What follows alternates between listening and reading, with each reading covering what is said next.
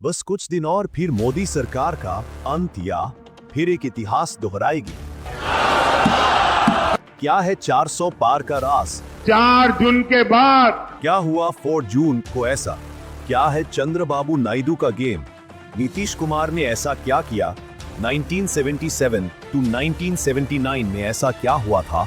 जानते हैं कैसे कांग्रेस बिहार इलेक्शन जीत सकती है इस वीडियो में। कहानी शुरू होती है 19 अप्रैल 2024 से, जब लोकसभा चुनाव शुरू हुए।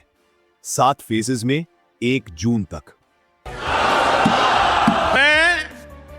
400 पार, 24 में फिर एक बार पूरे देश को सुनाई देने लग गया कि इस बार मोदी सरकार 400 पार जाएगी। उत्तर प्रदेश में 80 में से एनडीए को 66 से 70 सीट।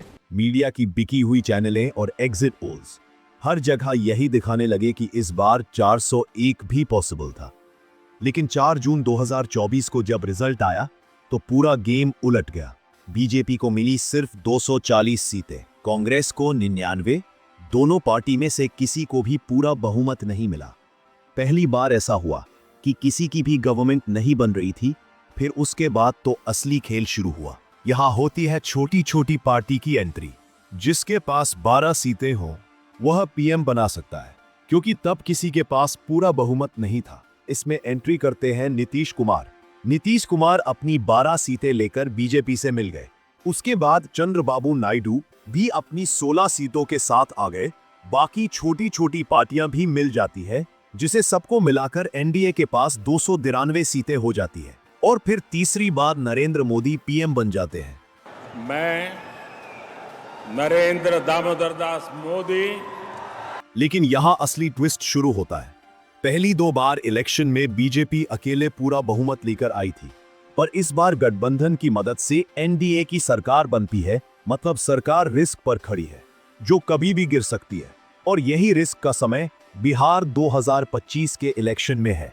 आप सोच रहे होंगे, एक छोटा सा स्टेट ऐसा क्या कर सकता है जिससे बीजेपी की सरकार गिर सकती है? नवंबर 2025 में बिहार का चुनाव होने वाला है। ये सिर्फ स्टेट इलेक्शन नहीं, ये देश की सत्ता का फैसला होगा, क्योंकि बिहार विधानसभा में कुल 283 सीटें हैं। वर्तमान में एनडीए के पास 125 सीटें हैं। मेजॉरिटी के लिए चाहिए 122, मतलब सिर्फ 4 सीटें। अगर 4 सीटें इधर उधर हुई तो बिहार की सरकार गिर सकती है, और अगर बिहार की सरकार गिरी तो दिल्ली की सरकार भी हिल जाएगी। और 2025 से सीधे खाते में 10,000 रुपए आएंगे। सरकार चाहती है कि महिलाएं इससे रोजगार की शुरुआत करें। इसीलिए नीतीश कुमार इतने डरे हुए हैं कि उन्होंने महिलाओं को 10,000 रुपए देने की घोषणा कर दी। आप सोच रहे होंगे ऐसा क्यों? इसके पीछे भी नीतीश कुमार का मास्टर प्लान जानने के लिए वीडियो अंत तक देखें, क्योंकि 2020 के चुनावों को आप जरा याद करो। तेजस्वी यादव की पार्टी आरजेडी को 75 सीटें मिली, कांग्रेस के साथ कुल 131, जो बस 12 सीटें कम थीं।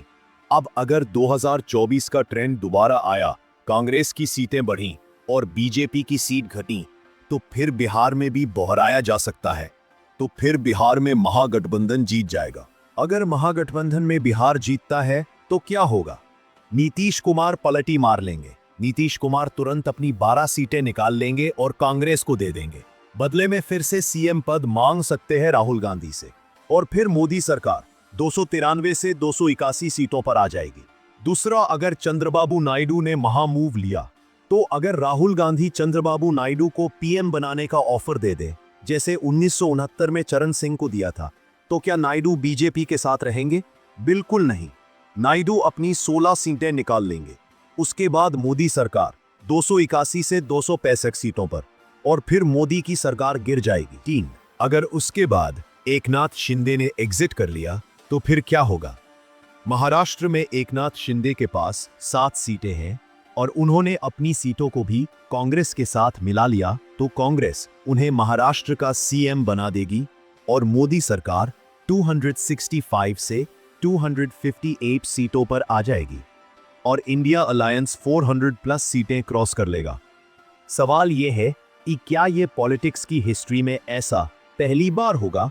जी नहीं, ये पहली बार नहीं हो रहा, इतिहास में पहले ऐसा हो चुका है। साल 1975 में जब भारत में इमरजेंसी डिक्लेयर होता है, उस समय भारत की प्रधानमंत्री इंदिरा गांधी थी। इंदिरा गांधी ने पूरे देश को लॉकडाउन कर दिया था।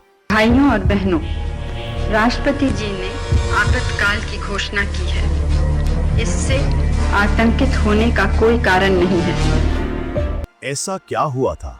1975 में इमरजेंसी भारत के इतिहास का 21 महीने का ऐसा दौर था जब नागरिकों की आजादी सस्पेंड हो गई, विपक्ष नेताओं को गिरफ्तार कर लिया गया और प्रेस पर सेंसरशिप लग गई। ये 25 जून 1975 से 21 मार्च 1977 तक रहा। राष्ट्रपति फखरुद्दीन अली अहमद ने आर्टिकल 352 के तहत प्रधानमंत्री इंदिरा गांधी को आंतरिक अशांति का हवाला देकर इसकी घोषणा की। पर जयप्रकाश नारायण आंदोलन, बेरोजगारी, महंगाई और भ्रष्टाचार के खिलाफ बड़े प्रदर्शन चल रहे थे। 12 जून 1975 को इलाहाबाद हाई कोर्ट ने इंदिरा गांधी को चुनावी दुर्व्यवहार में दोषी ठहराया कर उनका चुनाव रद्द किया, जिसके बाद सरकार पर संकट गहरा गया। सरकार ने इस स्थिति को राष्ट्रीय एकता सुरक्षा के लिए खतरा बताया। आर्टिकल 352 के लिए आपातकाल को उचित ठहराया जाए, जिसका परिणाम ये हुआ। 1977 में जनता एक हो जाती है। सब पार्टीज, भारतीय जनसंघ जो आज की बीजेपी है, भारतीय लोकदल, समाजवादी पार्टी एक हो जाती है और वहां कांग्रेस पार्टी गिर जाती है। उन्हें सिर्फ 154 सीटें मिलती हैं और जनता पार्टी को 295 सीटें मिलती है। मोरारजी देसाई बीजेपी के पहले नॉन कांग्रेस पीएम बनते हैं, लेकिन 1979 में लोकदल के चौधरी चरण सिंह को बीजेपी से अधिक मिनिस्ट्रीज नहीं मिलते हैं। फिर वे कांग्रेस से आके डील करते हैं। कांग्रेस उन्हें पीएम बना देती है। कमाल बात यह थी कि चरण सिंह के पास अपनी पार्टी की सिर्फ 60 सीटें थी और कांग्रेस के पास 154। कांग्रेस ने पूरा सत्ता इनडायरेक्ट रूप से कंट्रोल किया जाता है। ये था कांग्रेस का मास्टर गेम प्लान। अब 2025, क्या राहुल गांधी भी यही गेम प्ले करेंगे? कांग्रेस के पास 99 सीटें हैं। अगर नीतीश 12-16, शिंदे 7 सीट आ जाएं, तो क्या राहुल चंद्रबाबू को नया पीएम बना सकते हैं? सवाल 1, नीतीश कुमार क्यों स्विच करेंगे? क्योंकि उनकी पहली प्रायोरिटी है बिहार सीएम की कुर्सी। अगर महागठबंधन जीतता है तो राहुल गांधी उन्हें सीएम बना देंगे, लेकिन अगर एनडीए जीतता है तो नीतीश कुर्सी खो देंगे। सेंट्रल में 12 सीटें रखने से उन्हें कोई फायदा नहीं अगर अपने स्टेट में सीएम नहीं बन पाएंगे। सवाल 2, चंद्रबाबू नायडू क्यों सुनेंगे? क्योंकि उन्हें बीजेपी ने कभी स्टेट में फुल सीएम पद नहीं दिया। अगर कांग्रेस उन्हें पीएम बनाने का ऑफर दे तो चंद्रबाबू नायडू राष्ट्रीय चेहरा बन जाएंगे। उसके बाद यह इम्पॉसिबल टू रिफ्यूज होगा। सवाल 3, एकनाथ शिंदे क्यों निकलेंगे? क्योंकि बीजेपी ने उन्हें महाराष्ट्र का फुल सीएम नहीं बनाया। उद्धव ठाकरे ने स्प्लिट किया, फिर शिंदे को डेप्यूटी सीएम रखा। अगर कांग्रेस महाराष्ट्र का फुल सीएम दे दे तो शिंदे राहुल गांधी के साथ जुड़ जाएंगे। ये सब सीट्स और पद की बाजी है। नीतीश कुमार ने अचानक महिलाएं रोजगार योजना में 10,000 रुपए देने की घोषणा कर दी। क्यों? क्योंकि वे जानते हैं कि आंधी आ रही है। महिलाएं बिहार की फ्लोटिंग वोटर्स हैं। माइक्रो टारगेटिंग से 15 से 20 क्लोज सीट्स में 2-3% स्विंग आ सकता है और यही स्विंग सरकार बदल देता है। इसीलिए नीतीश डेस्परेट हो गए और 10,000 रुपए का कार्ड खेला। लेकिन बात यह है, 2024 में कांग्रेस की सीटें डबल हो गई। 2019 में 52 थी, 2024 में 99। 2019 के बाद राहुल गांधी थे, फिर गायब, फिर वापसी, फिर भारत जोड़ो यात्रा। अब अगर 2025 में बिहार में कांग्रेस आरजेडी को 110 सीटें मिली तो नीतीश की सरकार पलट जाएगी और दिल्ली की सरकार भी हिल जाएगी। बिहार का ट्रेंड डेटा बोलता है 2015 में बीजेपी को 53 सीटें, कांग्रेस को 27। 2020 बीजेपी को 74 सीटें, कांग्रेस को 19। क्यों? क्योंकि 2019 में केंद्र में मोदी वेव थी।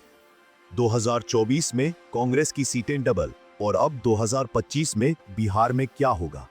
अगर 2024 का ट्रेंड दोहराया, कांग्रेस ऊपर बीजेपी नीचे होगी, तो बिहार में भी कांग्रेस आरजेडी को 100 प्लस सीटें आ सकते हैं और वो महागठबंधन को 125 प्लस सीटें दे सकते हैं।